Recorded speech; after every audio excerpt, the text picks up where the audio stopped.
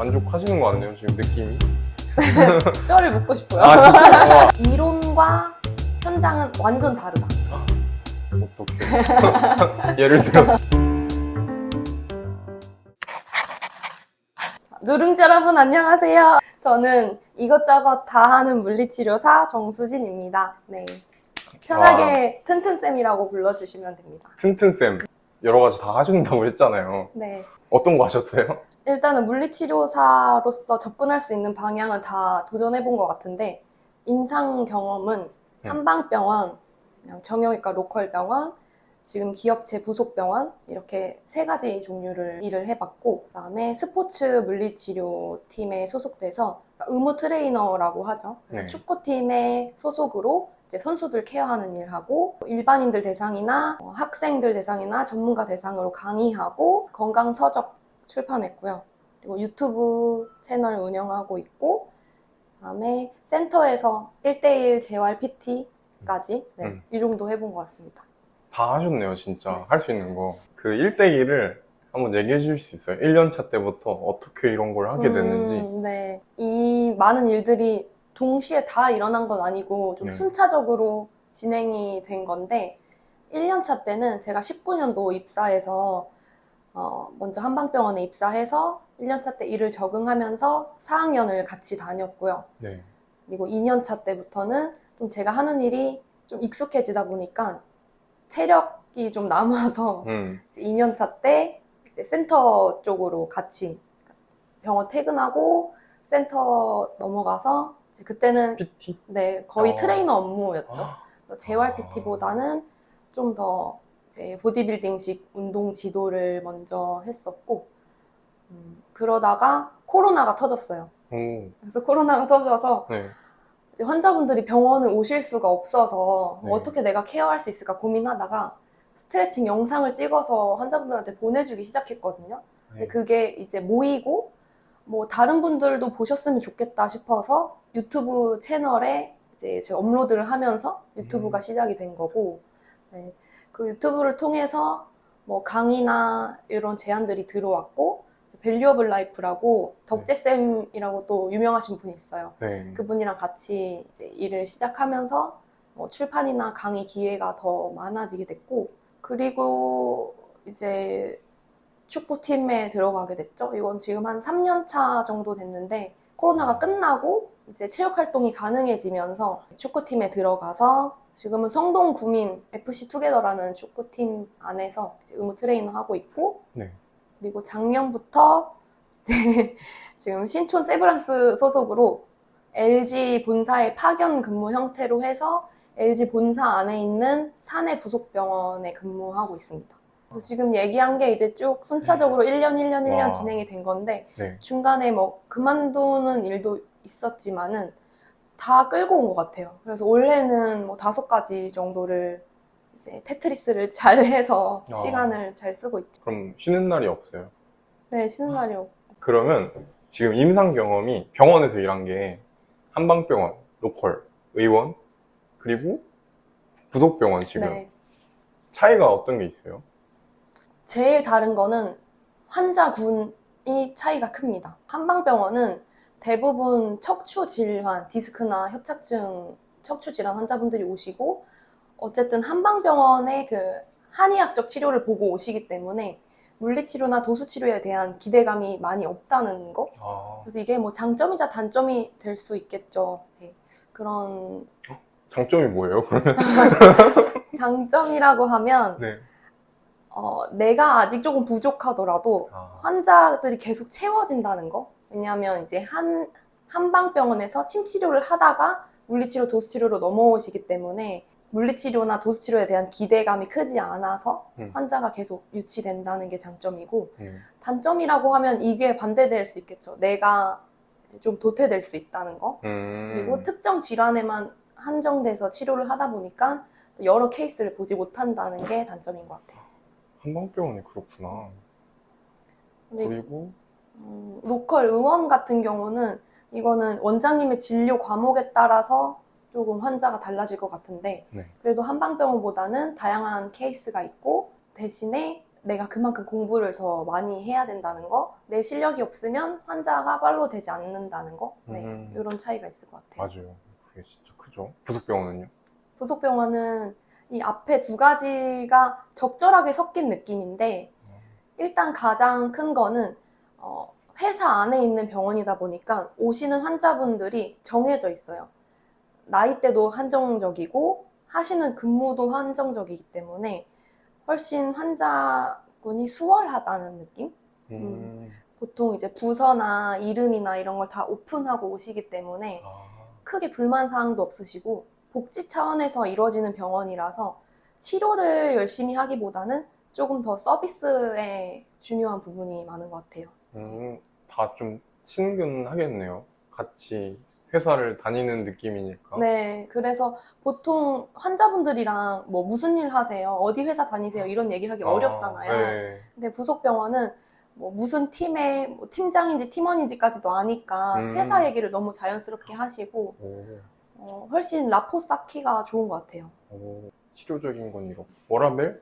한방병원은 제가 다녔던 곳은 365일 진짜요? 오픈하는 병원이었어서 나에게 주어진 휴무날, 뭐 고정 휴무날이 아니고선 다 근무를 했어요. 그래서 뭐 1월 1일 크리스마스 다 출근해서 워라밸은 좀 떨어졌던 것 같고 로컬 병원은 이제 일요일은 확실하게 보장된 휴일이 있었기 때문에 그건 괜찮았지만 토요 근무가 또 무조건 있다는 단점이 있고 부속병원은 워라밸이 진짜 최고죠. 그냥 평일만 출근하고 주말은 직원들이 없잖아요. 그래서 주말 다 쉬고 빨간 날도 다 쉬고 심지어 LG 창립 기념일도 같이 쉽니다. 네. 역시. 그래서 워라밸은 부속병원이 진짜 최고인 것 같아요. 그러면 근무 시간이 있잖아요. 출퇴근 시간. 한방병원도 짧은 편이죠? 아닌가? 일주일에 40시간을 채워서 딱 맞추죠. 네, 딱 맞추죠. 네. 이거는 좀 넘는 데도 많고. 원장님 나름 부속병원도 딱 맞추죠. 네, 칼퇴합니다. 칼퇴. 만족하시는 것 같네요, 지금 느낌이. 뼈를 묻고 싶어요. 진짜? 그런 병원 쉽지 않은데. 스포츠 팀. 또 완전 다른 일이잖아요. 의무 트레이너라고 하면은 테이핑 이런 걸 위주로 하나요? 저 테이핑도 하고 뭔가 배울 점은 이론과 현장은 완전 다르다. 어떻게?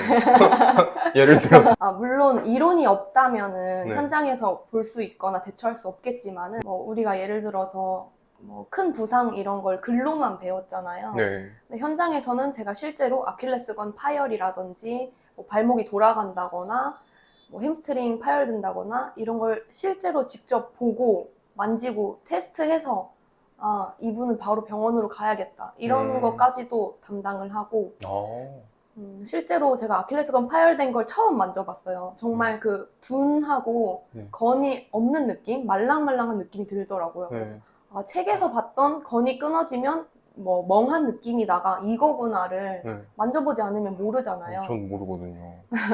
그런 현장에서만 느낄 수 있는 것들이 있고 테이핑은 기본으로 해야 하고 그 다음에 선수 개개인의 특성에 따라서 테이핑 또 달라집니다. 우리가 원칙적으로 배운 거, 정석으로 배운 방법이 있겠지만 이 선수는 왼발잡이라서 이쪽을 더 타이트하게 붙이면 불편해 한다거나 이런 선수의 특성도 봐야 하고 선수 포지션에 따라서도 테이핑 기법이 조금 달라지는 것 같아요. 이거는 내가 관심 있는 스포츠 종목이 있다면 직접 해보는 것도 중요한 것 같아요. 경기 전후로 선수 케어하고 경기 중에도 부상 상황이 생겨서 심판이 콜하면 빠르게 뛰어 들어가서 현장에서 응급처치도 하고 원정 경기 있으면 같이 가고 이번 주에 있거든요. 원정 경기가. 네. 주말에 하는 거예요? 다?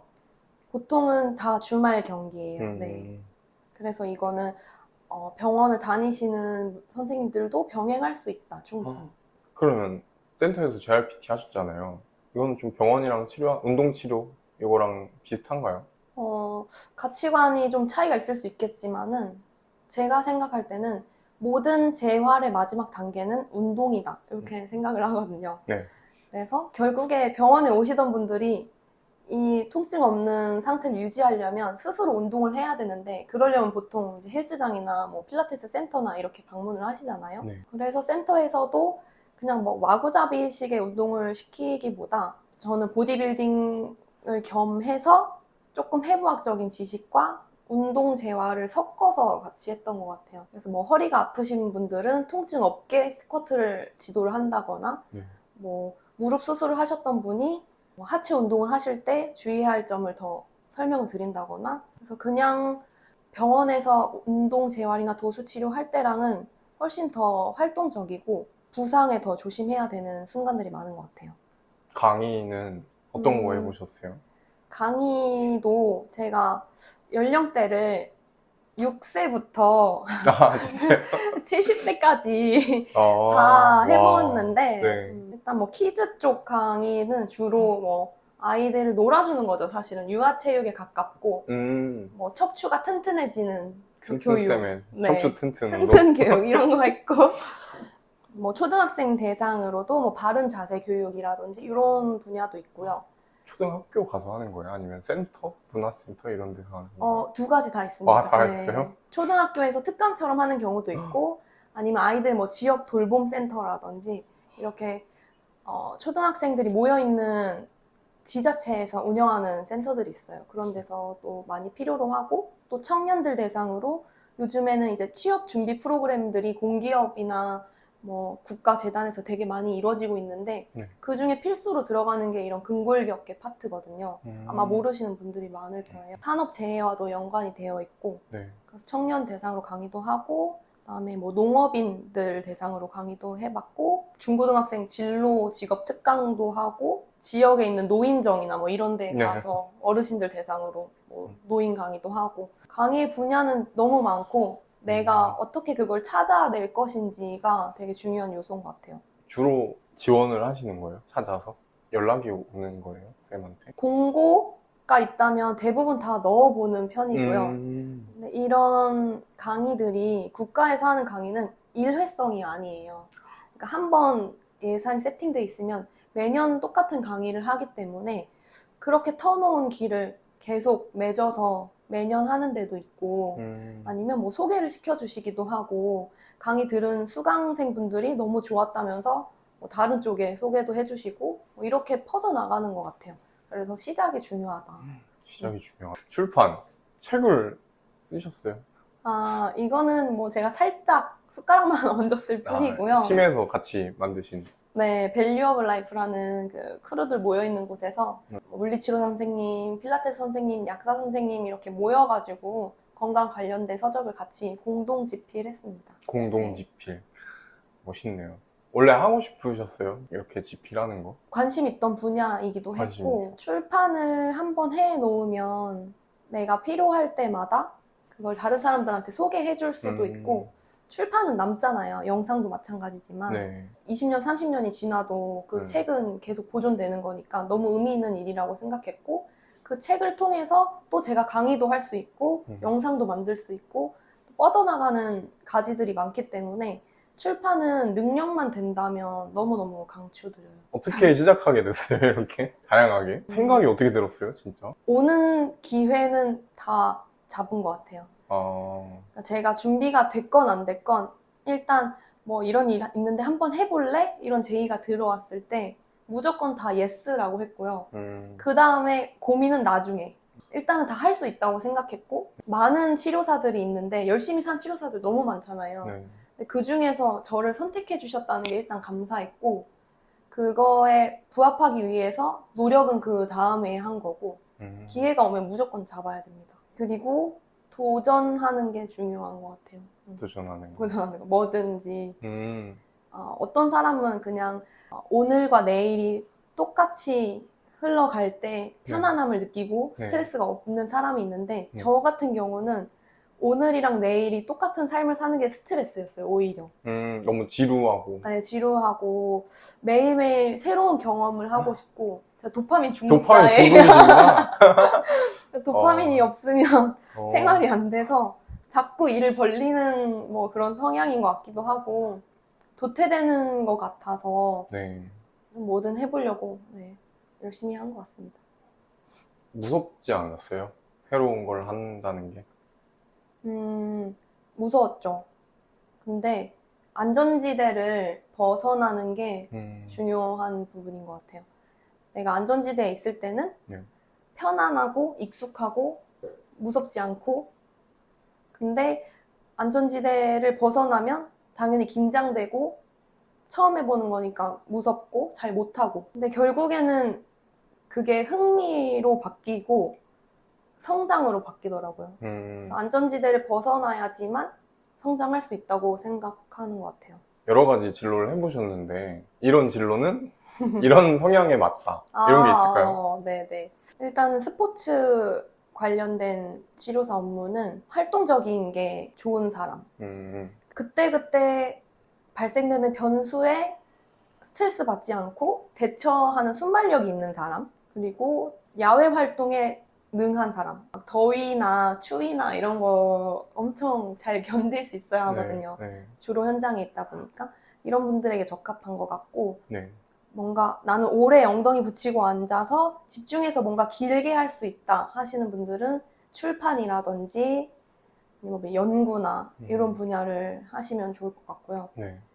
사람을 좋아하는 분들 그리고 뭔가 도움을 줄 때 보람을 느끼시는 분들은 병원에서 환자분들 치료하는 게 가장 좋은 것 같습니다. 근데 솔직히 말해서 한번 솔직하게 어떤 게 제일 힘들었어요? 솔직하게 힘들지 않은 건 없었고요. 다 힘들었어요. 이 에너지를 다 쓰려면 힘들긴 한데 제일 힘든 거는 머리와 마음이 부딪힐 때. 예를 들면? 예를 들어서 마음은 너무 즐겁고 하고 싶은데 수입이 안 되는 일들이 있어요. 그럼 내가 돈이 안 되고 시간이 이만큼 썼는데 수입이 이만큼인데 계속 이걸 끌고 가야 될까? 이런 고민이 생기고. 그게 어떤 거예요? 너무 파고드나. 너무 궁금하네. 보통은 이제 네. 뭐 스포츠 쪽이 많이 그렇구나. 바쁘잖아요. 근데 쌤이 제일 좀 열정적으로 할 수 있는 게 스포츠예요, 지금? 네, 전 아무래도 현장을 좋아하는 것 같아요. 아.